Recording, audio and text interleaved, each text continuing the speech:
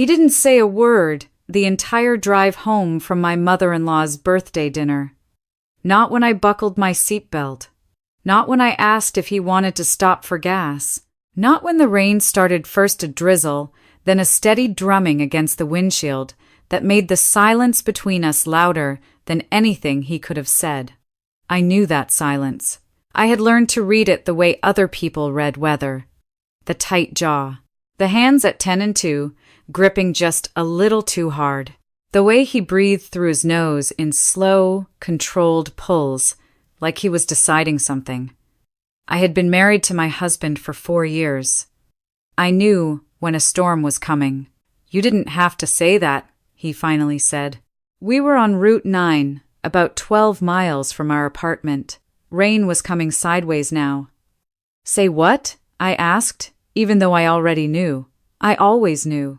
To my mother, about the promotion. I had mentioned, during dinner casually, between the salad and the pasta that I had been passed over again. His mother had asked how work was going. I told her the truth. That was apparently the wrong answer. I was just being honest. She asked me directly. You embarrassed me. I turned toward the window. The road was dark. We hadn't passed another car in several minutes. I didn't mean to embarrass you. I was just answering her question. You always do this. Do what? Make things about yourself. Make me look bad in front of my family. The wipers were working double time and still barely keeping up. I watched a stop sign appear in the headlights and disappear behind us. I don't think sharing something that happened to me at my own job makes you look bad. That was when he pulled over. Not gradually, not carefully. He yanked the wheel and the car lurched onto the gravel shoulder so hard my shoulder hit the door.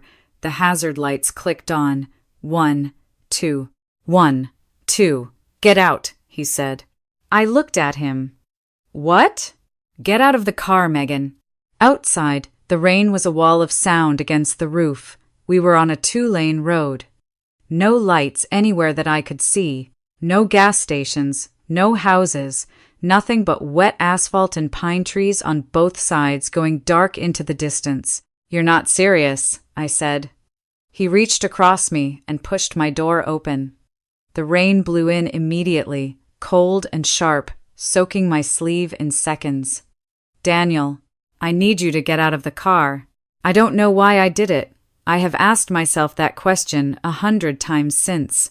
Maybe it was 4 years of conditioning. Maybe it was the way he said it, not yelling, not angry, just flat and certain, like it was already decided. Maybe I was just tired. I got out. He pulled the door shut before I had fully cleared it. I had to step back fast to keep it from catching my ankle. The taillights flared red for a moment, then he was gone. Just the sound of tires on wet road, fading, and then nothing but rain.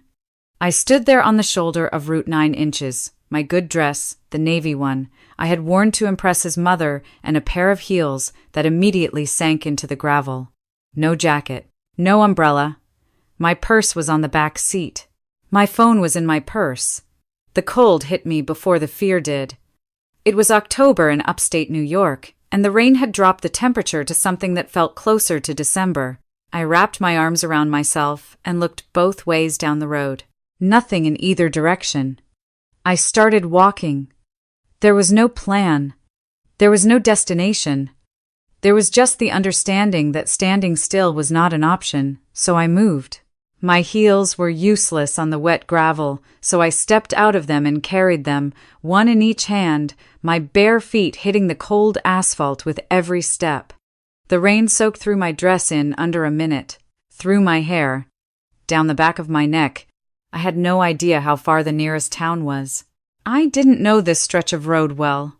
We had taken a back route to avoid highway construction on the way to his parents' house, and I hadn't been paying close enough attention. I was shaking before I had walked a quarter mile. Not from crying. I wasn't crying yet, just from the cold, which was settling into my bones in a way that felt methodical, almost clinical. I could feel it moving from my skin inward. My feet had gone numb first, then my fingers. I thought about the dinner. His mother's face across the table carefully neutral. the way it always was when there was tension. His sister refilling her wine and looking at the window. The way nobody at that table ever said anything real to each other. And the way I had made the mistake, again, of thinking that one honest sentence would be okay. A car passed going the opposite direction. It didn't slow down. Another one came from behind me, headlights sweeping the road.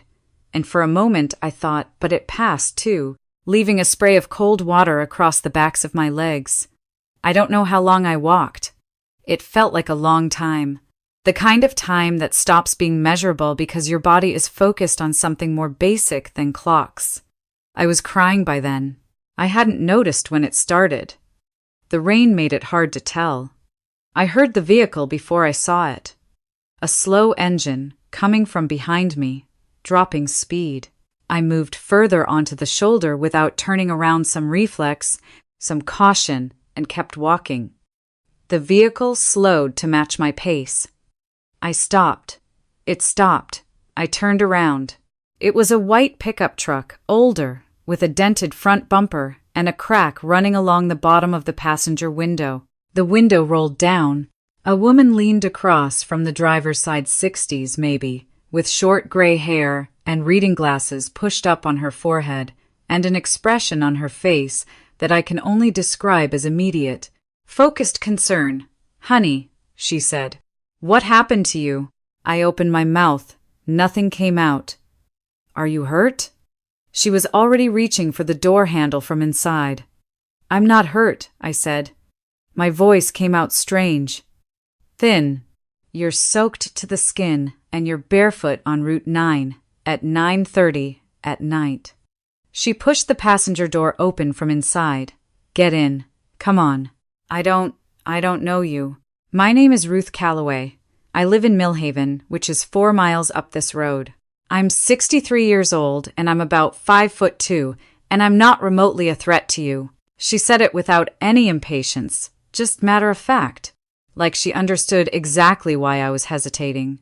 "But you are going to get hypothermia if you stay out there, and I'm not going to drive away and leave you. So you can get in, or we can both get rained on, but I'm not leaving." I got in. The truck cab was warm. Heated seats, the cheap kind that click on with a dial, and the air coming from the vents smelled like coffee and something faintly like cedar. She had a paper cup in the center holder and a dog-eared paperback on the dashboard and a rosary hanging from the rearview mirror, which I noticed and found, for some reason, deeply reassuring. She pulled back onto the road without asking me anything else. Just drove. The rain pounded the windshield and the wipers kept their rhythm, and for a moment I only sat there with my arms still wrapped around myself, shaking. "There's a blanket behind your seat," she said. "Can you reach it?" I twisted around and found it. A plaid wool blanket, folded. I pulled it around my shoulders. "There's also a water bottle in the door pocket if you want it, and I think there are crackers in the glove compartment. I don't know how old they are, fair warning." I almost laughed. "Thank you." She glanced at me once. "You don't have to tell me anything. I just want to make sure you're okay." I stared at the road through the wet windshield. I'm not sure okay is the right word. That's fair. We drove for a few minutes in silence. The kind of silence that was different from the one in Daniel's car. This one had room in it. "My husband left me on the side of the road," I said. I had not planned to say it. It just came out. She didn't gasp. She didn't say, "Oh, honey," in a way that would have made me feel small. She just nodded, slowly, like she was filing the information away. "Was it the first time?" she asked. "Leaving me somewhere?" "Yes." I paused. "Other things, no." Another nod. "Are you safe right now?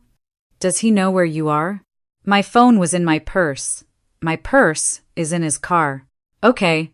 She said it the way competent people say okay, not as reassurance, but as an acknowledgement that she had heard me and was now thinking, "You can use my phone when we get to the house.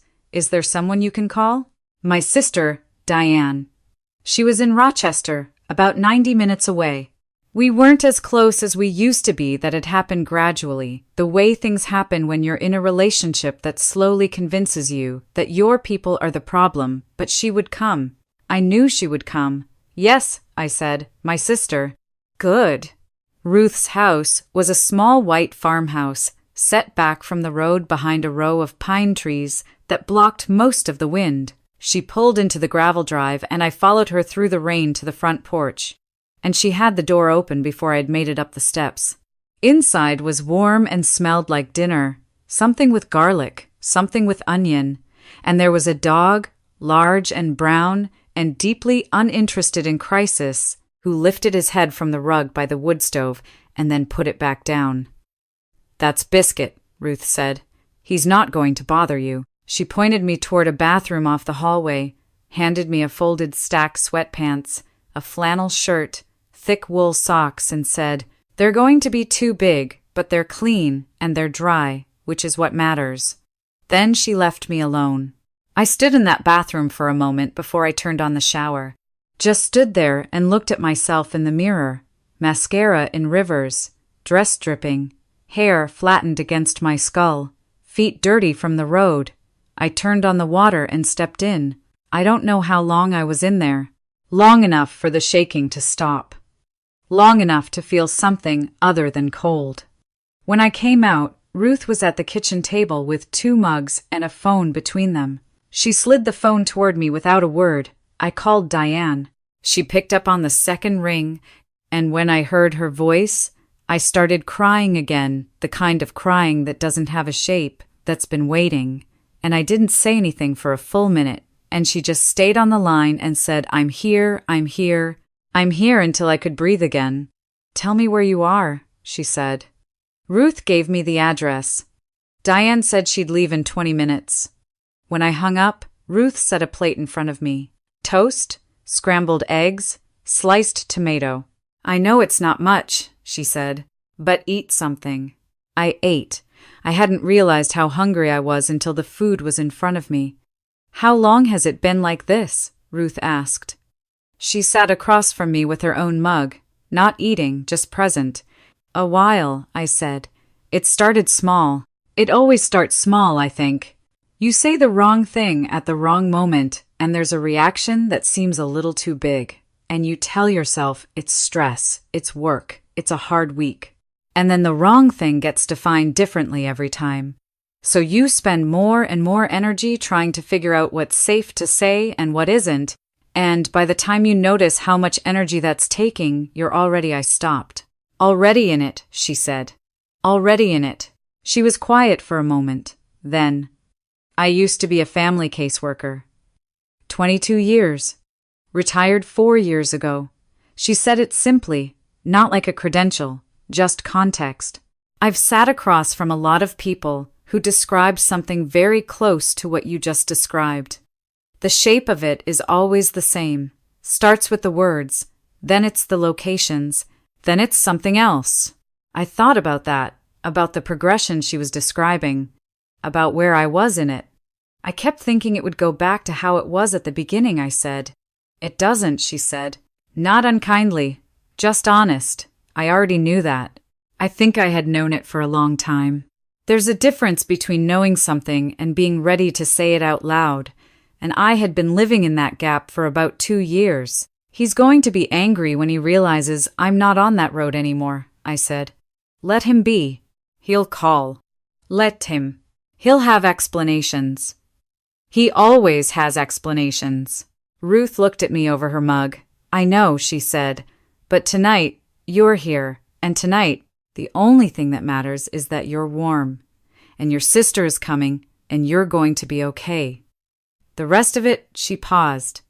You can figure out the rest of it tomorrow. Biscuit got up from the rug by the wood stove and walked over and laid his head on my knee.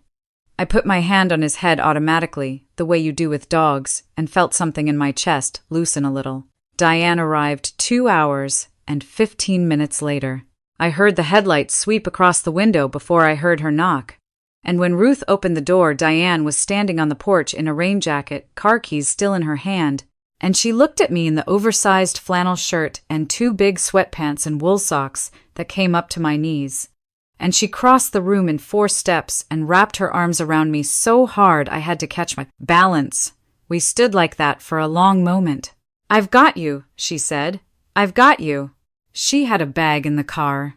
She had packed a bag before she left Rochester, not knowing what I had or didn't have. She'd thrown in clothes, a phone charger, her spare debit card, a toothbrush still in the packaging. I stood in Ruth's hallway and looked at that bag and felt something crack open in my chest that I didn't have a name for yet. Preparation. Someone had prepared for me. Someone had thought ahead about what I would need. Daniel had never done that. In 4 years, Daniel had never thought ahead about what I would need. Ruth gave Diane her number before we left. Gave me a piece of paper with it written in neat block letters, then a second number underneath. "That's the county resource line," she said. "Open until midnight most nights. They can help you figure out next steps, legal stuff, housing, whatever you need." She folded my hand around the paper. "You don't have to figure it all out tonight, but keep the number." "I don't know how to thank you," I said. She waved it off. "You got in the truck," she said. "That's enough. The rest was easy." Diane drove. I sat in the passenger seat with my seatbelt on and the heater running and watched the dark road unroll in front of us. The rain finally beginning to ease. There was a town coming up, lights, a gas station, a 24-hour diner with a red sign, and for a moment it looked, from a distance, like something welcoming. "You don't have to decide anything tonight," Diane said. She had said some version of this several times since we'd left Ruth's, and I understood she was not going to stop saying it until I believed her. "I know," I said. "But when you're ready to decide things?" "I know." She glanced at me. "I should have said something sooner. I noticed things. I didn't want to push." "I wouldn't have listened," I said. "Not then. Are you listening now?" I looked out at the road, at the easing rain, at the gas station light and the diner and the ordinary, ongoing fact of the world outside the window. "Yeah," I said. "I think I am." Daniel called Diane's number 11 times that night. She showed me the screen each time, and each time I shook my head, and she silenced it and set the phone face down on the nightstand of the spare bedroom where I was sleeping. He left voicemails. I know because Diane listened to them the next morning with a careful expression that told me everything I needed to know about their content without me having to hear them. "He's sorry," she said. "He says the road wasn't dangerous. He says he knew you'd be fine. He says he drove back, and you were already gone." "He went back?" "He says he went back." She said it the way someone says something they're not sure they believe. I sat with that for a moment, with the image of him pulling back onto Route 9 and finding an empty shoulder, with whatever he had felt in that moment, relief, probably, that the problem had solved itself. That was the thing about Daniel. He was very good at letting problems solve themselves so he didn't have to. "I need to get my things," I said. "I know. We'll figure it out. I need a lawyer." She nodded. "I have a name. Someone from work. She's good. I need to call HR at my job. I might need some time." "That's fine. You can stay here as long as you need to." I looked at her across the kitchen table. She had made coffee, and there was actual food, eggs, fruit, real orange juice, because Diane was someone who thought about what other people needed without being asked. I had spent 4 years forgetting what that felt like. "I'm sorry I disappeared," I said. She shook her head. "Don't. Let him. Megan, don't." Her voice was gentle. "This isn't something you did, okay? This is something that was done to you, piece by piece, until you couldn't see it clearly anymore. I've watched it happen. I know exactly when it happened." She picked up her mug. "And I know exactly when it stopped." "When?" "When you got in that woman's truck." She looked at me. "That was yours. He didn't give you that. You did that." I thought about standing on the road in the rain, about turning around when the truck slowed, about the moment of deciding, not deciding it was safe, not deciding I trusted her, just deciding that the alternative was worse. That standing still in the rain forever was not a life. That something had to be the next thing. I thought about Ruth's face in the truck window, the way she hadn't tried to fix anything or explain anything or promise anything. Just, get in, it's warm, I'm not leaving. I thought about what it would have taken for me to get in that truck 6 months ago, a year ago, whether I would have stood in the rain and waited for Daniel to come back. I thought I might have. 6 months ago, I might have. I didn't call the county resource line that night. I called it 2 days later, from Diane's kitchen, with a cup of coffee in front of me, and Diane sitting across from me doing something on her laptop to give me the illusion of privacy while still being close enough to reach. The woman on the line was practical and clear. She asked questions I had answers to. She explained things I didn't know I needed to know. She told me that what had happened on Route 9 could be documented. She said the word pattern in a way that meant she understood there was more than one incident, and that the single incident I had described was not the whole story.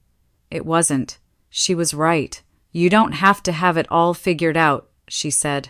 You just have to know what the next step is. One step. Okay, I said. What's the next step? She told me. I wrote it down. I took the next step. That was 3 months ago. I am still taking steps. Some days they're bigger than others.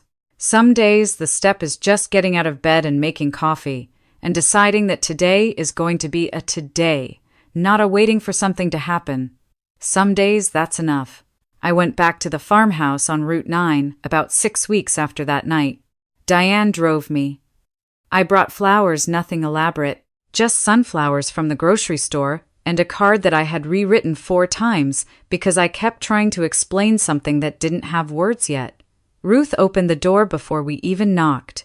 Biscuit pushed past her legs immediately and went straight for me. I was wondering when you'd come by, she said. We sat on her porch for 2 hours. She made tea.